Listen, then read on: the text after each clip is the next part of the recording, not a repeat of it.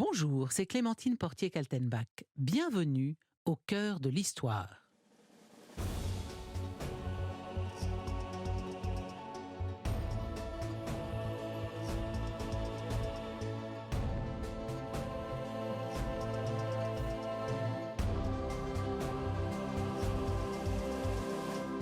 À l'occasion de la sortie du film Le Dernier Duel de Ridley Scott en salle ce mercredi 13 octobre, j'ai eu envie d'évoquer pour vous le duel judiciaire qui opposa Jean de Carouge et Jacques Legris à l'hiver 1386. Mais qu'est-ce qui a conduit ces deux amis, un chevalier et un écuyer, à s'affronter à mort ? Dans quelles circonstances le combat a-t-il été organisé et comment s'est-il déroulé ? Et puis d'abord, qu'est-ce qu'un duel judiciaire au Moyen-Âge ?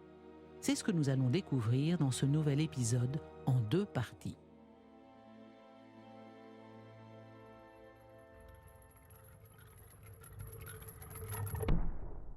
Moi, Jean de Carouge, je jure sur la vraie figure de la passion de notre Seigneur Jésus-Christ et sur les saints évangiles, sur la foi du baptême que je tiens pour chrétien, sur mon vrai Dieu, sur les très souveraines joies du paradis pour lesquelles je renonce aux très angoissantes peines de l'enfer, sur mon âme, sur ma vie et sur mon honneur, que j'ai bonne, juste et sainte querelle contre ce faux et mauvais traître, parjure et menteur à la fois, celui-là même que je vois devant moi.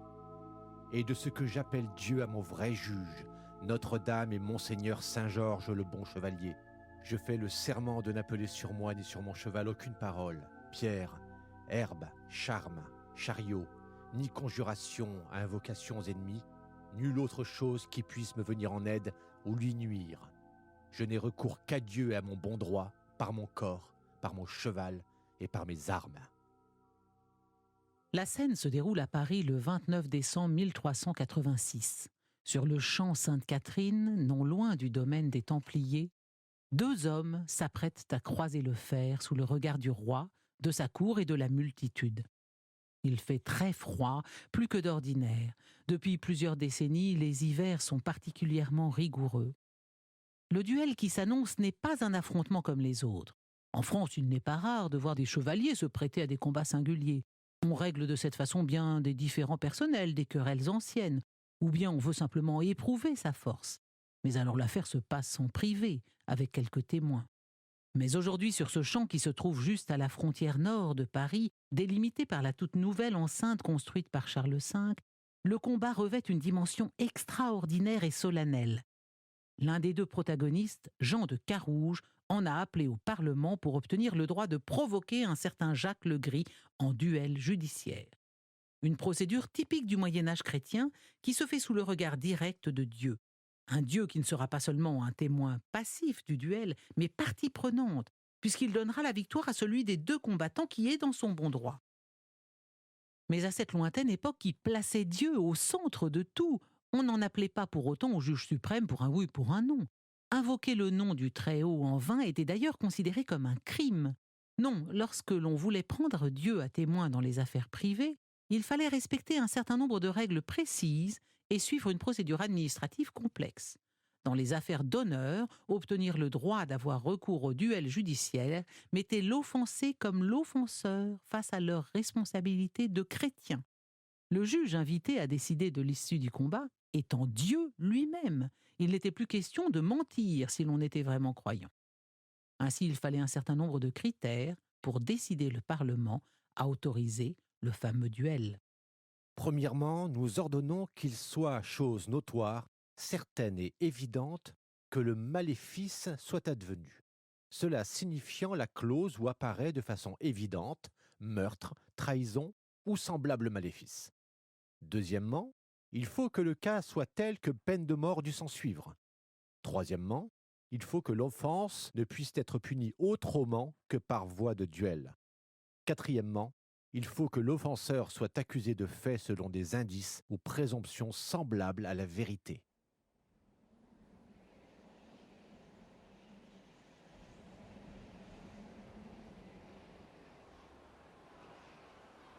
En cette matinée d'hiver, toute la cour est rassemblée autour du champ où va se dérouler le duel. C'est un espace rectangulaire de 40 pas de large et 80 de long. Le roi Charles VI, qui n'a pas encore 18 ans, s'apprêtait à traverser la Manche avec ses troupes quand il a appris que devait se tenir ce combat. Il a aussitôt ajourné son départ pour l'Angleterre. Il ne veut en aucun cas manquer le spectacle. Le jeune monarque, c'est un fait notoire, a un goût prononcé pour les rixes de toute nature. Il aime la guerre, il aime se battre. Autour de lui, on se souvient de cette bataille de Comines, au terme de laquelle ce roitelet de 12 ans avait regardé, impavide, les cadavres amoncelés de part et d'autre de la lice. On a dressé un échafaud en face du champ Sainte-Catherine, depuis lequel il va assister, accompagné des ducs de Bourgogne, de Berry et de Bourbon, ses oncles, au duel sans merci qui va opposer Jean de Carouge et Jacques le Gris. Les oncles de Charles VI ont félicité le roi pour sa décision de remettre à plus tard ses affaires en Angleterre. En aucun cas il n'aurait fallu perdre cette occasion d'assister à un règlement de compte où Dieu en personne guidera le bras du plus juste des deux champions pour lui donner la victoire. Philippe le Bel avait en effet supprimé cette pratique avant de la restaurer avec quelques menus amendements. Dans le royaume de France, les duels judiciaires se faisaient rares, très rares. D'autant que l'Église, depuis longtemps, regardait la procédure d'un œil sourcilleux. Depuis Rome, le pape avait même fait interdire la présence des clercs dans le cortège qui habituellement accompagnait les duellistes. Sans eux, il manquait un petit peu de la part de solennité qui enveloppait le combat de mystère.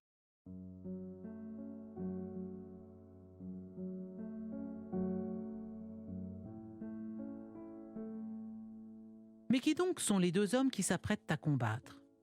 Le motif de leur querelle a fait couler assez d'encre pour qu'on puisse se faire une idée de leurs personnalités respectives. Jean de Carouge, l'offensé, celui qui a demandé au Parlement de Paris d'autoriser le duel, est un chevalier connu pour sa vaillance. Jeune, il a combattu aux côtés de Du Guesclin. Par son sang, il est apparenté à Philippe le Bel. Veuf de son épouse Jeanne de Tilly, il s'est remarié à l'âge de 30 ans à une femme connue pour sa grande beauté, Marguerite de Thibouville. Bon sang ne saurait mentir, Jean de Carouge, aussitôt remarié, repart servir le roi de France dans l'incessante guerre qui l'oppose aux Anglais. En 1385, 1 an et demi avant les faits dont nous parlons, il revient d'une expédition en Écosse. De retour à son château, il retrouve son épouse anéantie. Elle va lui apprendre en larmes qu'elle a été violée par Jacques le Gris, un ami de longue date de Jean de Carouge. Ce dernier est sous le choc. Jacques le Gris, qui est presque un frère pour lui. Jacques le Gris à qui il a demandé de veiller sur sa femme en son absence. Selon Marguerite, il s'est présenté au château, a dîné avec elle et sa suite en tout bien tout honneur. Puis il a désiré la raccompagner dans ses appartements situés à l'étage supérieur du donjon. Une fois dans la pièce, il a refermé la porte, l'a verrouillée, puis il a consommé son crime dans la plus parfaite tranquillité.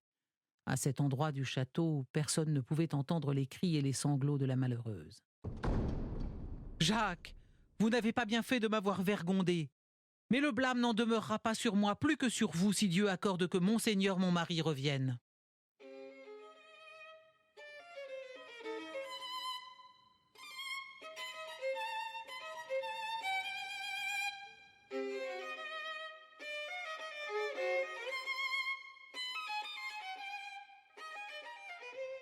Jean de Carouge est un homme d'action et de terrain, un homme qui, en outre, connaît parfaitement le droit de l'époque.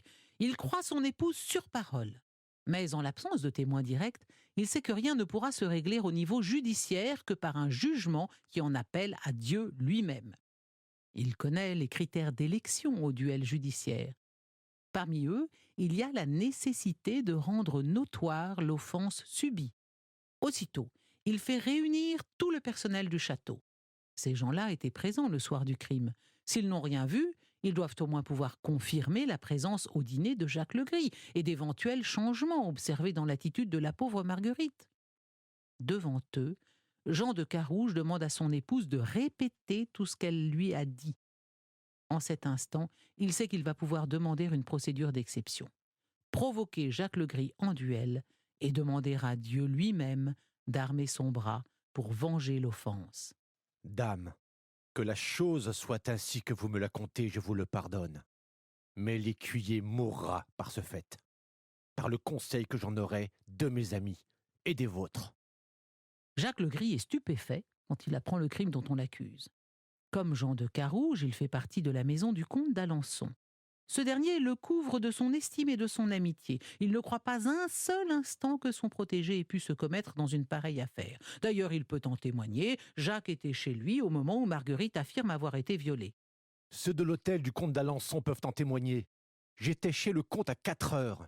Il peut affirmer que j'étais avec lui dans sa chambre à 9 heures.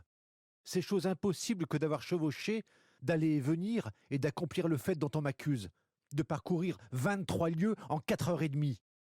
Pour parcourir à cheval 23 lieues, c'est-à-dire approximativement 80 km, festoyer et commettre un viol, il paraît en effet impossible que 4h30 ait suffi.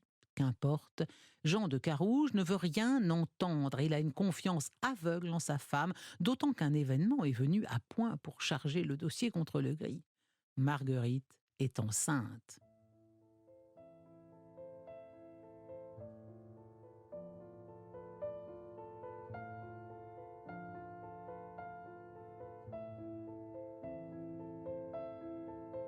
Durant 18 mois, Jean de Carouge et Jacques Legris vont se rendre au Parlement pour répondre aux convocations des magistrats chargés de l'affaire.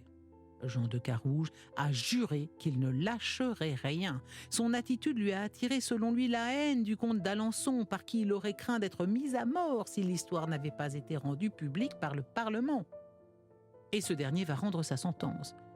Il arrête que seul un duel sous le jugement de Dieu pourra donner raison à l'un ou l'autre des protagonistes.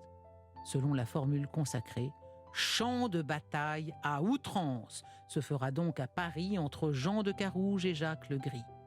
Le Parlement aura fait une petite entorse au règlement en ajoutant le crime de viol à une procédure qui, à l'origine, ne concernait que le meurtre ou le parjure. Reste un détail d'importance. Seuls des chevaliers peuvent s'opposer dans un tel combat. Or, Jacques Legris est simple écuyer. Il sera donc adoubé pour la circonstance.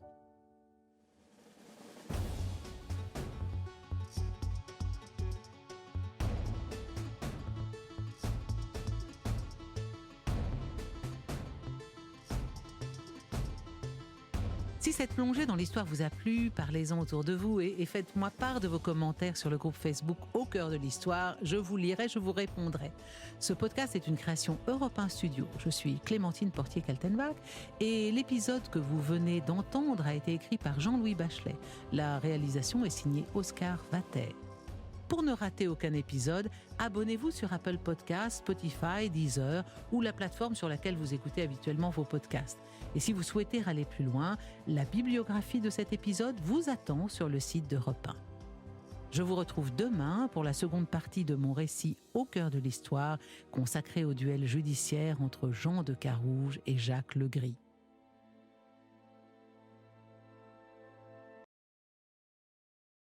Bonjour, c'est Clémentine Portier-Kaltenbach. Bienvenue au cœur de l'histoire.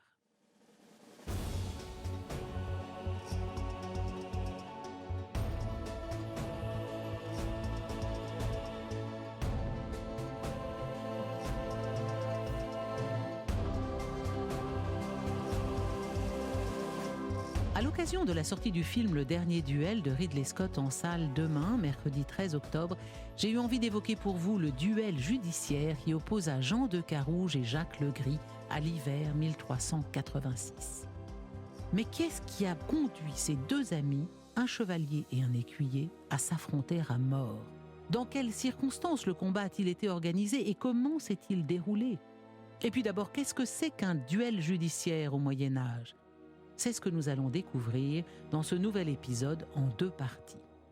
Seconde partie, le jugement de Dieu.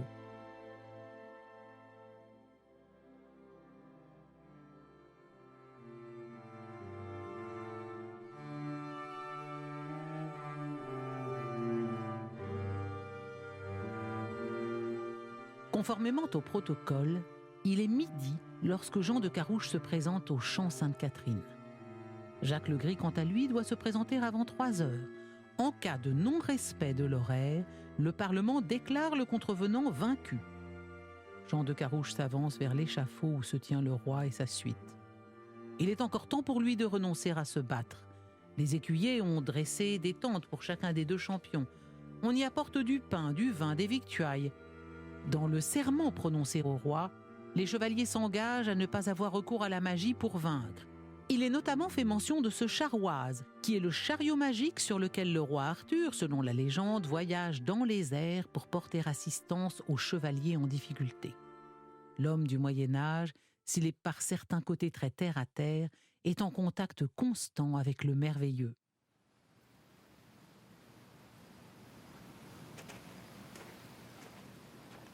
Jean de Carouge s'avance devant le roi. Il est revêtu de sa cuirasse et de son aume, dont il relève la visière pour prêter serment.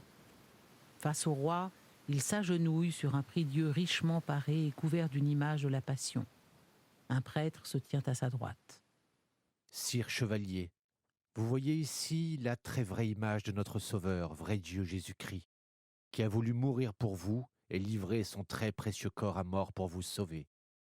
Priez-le qu'à ce jour il veuille vous aider si bon droit vous avez, car il est souverain juge.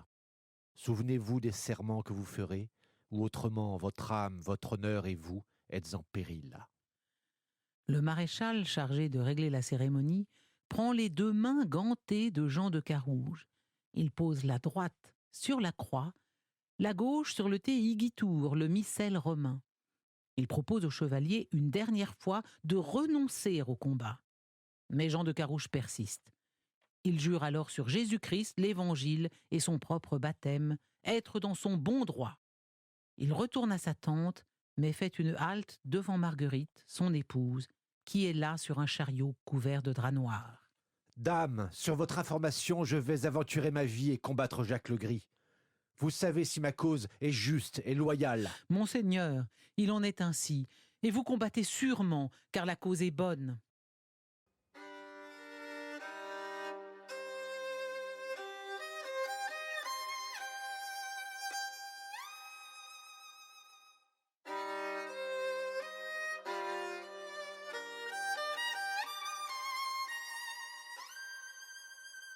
Il va falloir aux spectateurs de la patience, car le rituel préparatoire n'est pas terminé. Chacun des chevaliers a prêté serment individuellement. À présent, c'est ensemble qu'ils sont appelés à s'agenouiller devant le roi. Le maréchal leur ôte le gant de la main droite et pose chacune d'elles sur un bras de la croix. Le prêtre enjoint les deux hommes de prendre la mesure de ce qu'ils vont entreprendre. Ils doivent garder à l'esprit que le vaincu risque la perte de son âme. Ils peuvent encore s'en remettre au jugement du roi, qui peut se montrer clément, quand Dieu, lui, couvrira de sa colère et de son indignation celui d'entre les deux qui aura menti. Silence. Jean de Carouge, fidèle à sa nature ardente, et sans doute tremblant de colère. Le prêtre, dans un ultime élan de conciliation, répète que tout peut s'arrêter là, sans aucune conséquence funeste pour l'un et l'autre. En vain. Il prend alors les mains droites de chacun des deux chevaliers et les assemble. Jean de Carouge répète, une à une, les paroles que prononce le maréchal. Toi, Jacques le Gris, que je tiens par la main droite, par les serments que j'ai faits, la cause dont je t'ai appelé est vraie.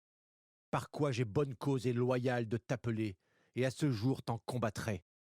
Et tu as mauvaise cause, et nulle querelle de t'en défendre et t'en combattre contre moi, et tu le sais, dont j'en appelle Dieu et Monseigneur Saint-Georges, le bon chevalier, à témoin, comme faux, traître et foi menti que tu es. Chacun regagne son pavillon. Le maréchal s'avance au milieu du champ. Par 3 fois, il va prononcer ces courtes paroles. « Laissez-les aller !» Il jette alors au sol le gant de Jean de Carouge qu'il a gardé jusqu'à cet instant. Le sort en est jeté.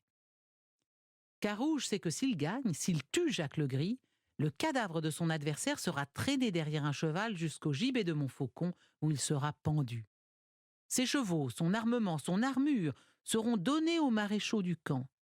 Mais il sait aussi que s'il perd, il subira le même sort, et que son épouse Marguerite, convaincue d'avoir menti, sera brûlée vive.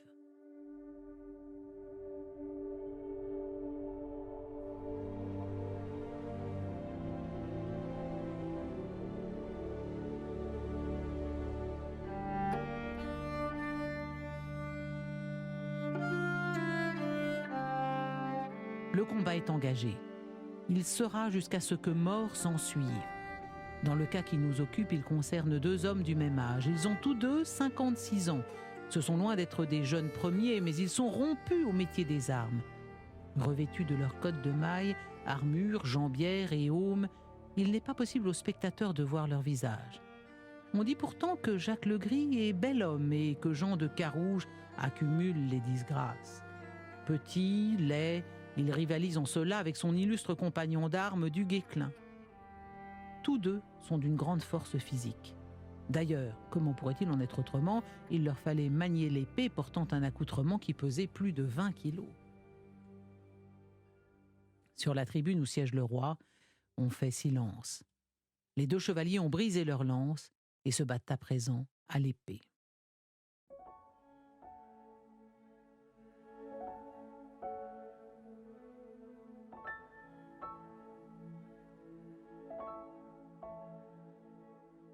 Vous l'aurez compris, le duel judiciaire, en faisant intervenir Dieu en direct dans les affaires humaines, incarne l'esprit même du Moyen-Âge.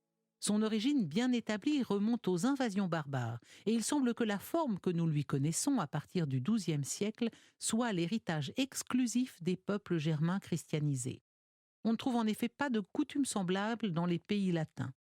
Et depuis que les premiers duels de cette sorte sont apparus vers le VIe siècle, une institution a inlassablement demandé leur interdiction. Cette institution, c'est l'Église, par la voix de ses ascètes et de ses prélats. À l'époque de Charlemagne, où ces pratiques avaient achevé de se répandre dans tout l'Empire, l'archevêque de Lyon, saint Agobard, s'exprime en ces termes. Il arrive souvent que non seulement des hommes forts, mais aussi des personnes faibles et des vieillards sont provoqués à ces combats. Et cela pour les choses les plus futiles. Ces horribles luttes amènent d'iniques homicides, des sentences barbares et perverses. Car on se figure que Dieu est du côté de celui qui parvient à l'emporter sur son frère et à le précipiter dans un abîme de maux. C'est là une détestable erreur et un horrible désordre. Plutôt que de renoncer à ces pratiques criminelles, on méprise l'autorité des Saintes Écritures. On brise la concorde qui doit régner entre les chrétiens et on fait à Dieu, qui est essentiellement bon, l'injure de le regarder comme le protecteur de la violence et l'oppresseur des malheureux. On ne peut pas voir là une loi, mais un meurtre. Du côté de la papauté, en revanche, il faudra un certain temps avant que le souverain pontife n'intervienne dans le jugement d'une pratique dont Rome s'accommodait somme toute assez bien durant tout le haut Moyen-Âge. En effet, les papes, désireux de permettre aux monarques français de conserver leur prestige, ne pouvaient condamner le duel judiciaire sans se voir accusés d'ingérence dans les affaires du royaume. Il faudra attendre le pape Alexandre III, au début du XIIe siècle, pour entendre parler du duel judiciaire comme d'un acte exécrable. Et jusqu'au XIIIe siècle, les papes, si l'on accepte Innocent III, qui est resté assez ambigu sur le sujet, condamneront sans ménagement l'odieuse pratique. Certains théologiens s'étaient pourtant évertués à expliquer qu'un chrétien sans défense, confronté à une offense que nul tribunal terrestre ne pourrait juger, est en droit de demander un miracle à Dieu, et que ce miracle se peut être de vaincre l'offenseur dans un combat singulier. On aurait ainsi un accomplissement des versets du Magnificat selon lesquels Dieu relève les faibles. Peine perdue, Célestin V, humble moine devenu pape au XIIIe siècle, fulmina à une bulle on ne peut plus claire. Le duel est un combat singulier entre 2 hommes qui a pour but de faire reconnaître la vérité sur un fait contesté. Il n'est pas permis, même entre laïcs, parce que c'est tenter Dieu. Alors si l'on perpétue cette pratique réprouvée par l'Église, c'est sans doute à cause de la dureté des temps.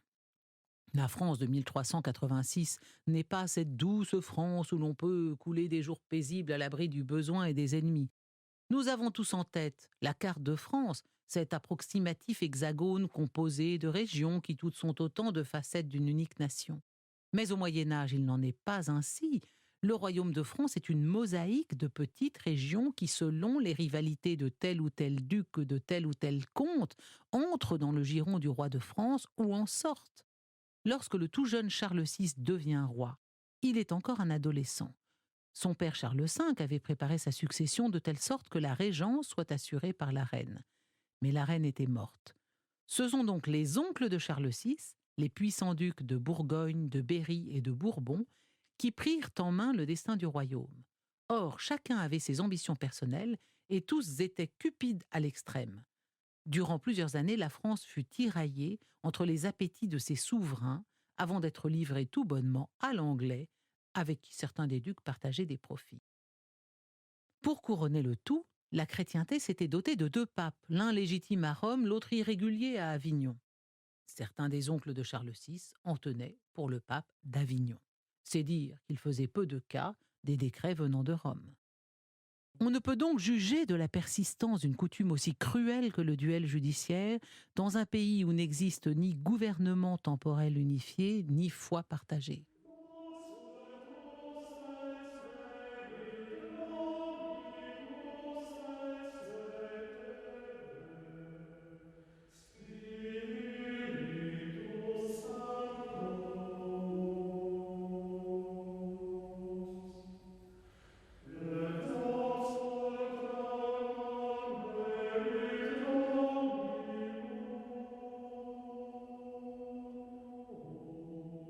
Le clergé de France, une fois n'est pas coutume, faisait l'économie des décisions prises en haut lieu.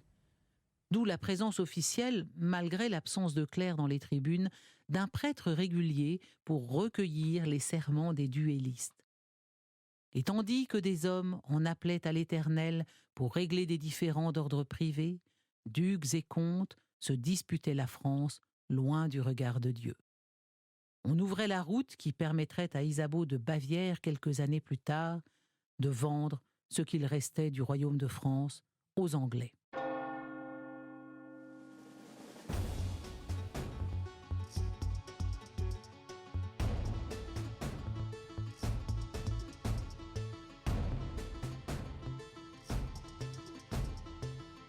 Pour connaître l'issue du duel judiciaire qui opposa Jean de Carouge et Jacques Legris en 1386, rendez-vous demain au cinéma pour voir le dernier duel de Ridley Scott. Et comme toujours, n'hésitez pas à me faire part de vos commentaires sur le groupe Facebook Au cœur de l'histoire, je vous lirai. Ce podcast est une création Europe 1 Studio. L'épisode que je viens de vous raconter a été écrit par Jean-Louis Bachelet, la réalisation est signée Oscar Vater. Pour ne rater aucun épisode, abonnez-vous sur Apple Podcasts, Spotify, Deezer ou la plateforme sur laquelle vous écoutez habituellement vos podcasts. Et si vous souhaitez aller plus loin, la bibliographie de cet épisode vous attend sur le site d'Europe 1. Je vous retrouve demain pour un nouveau récit au cœur de l'histoire.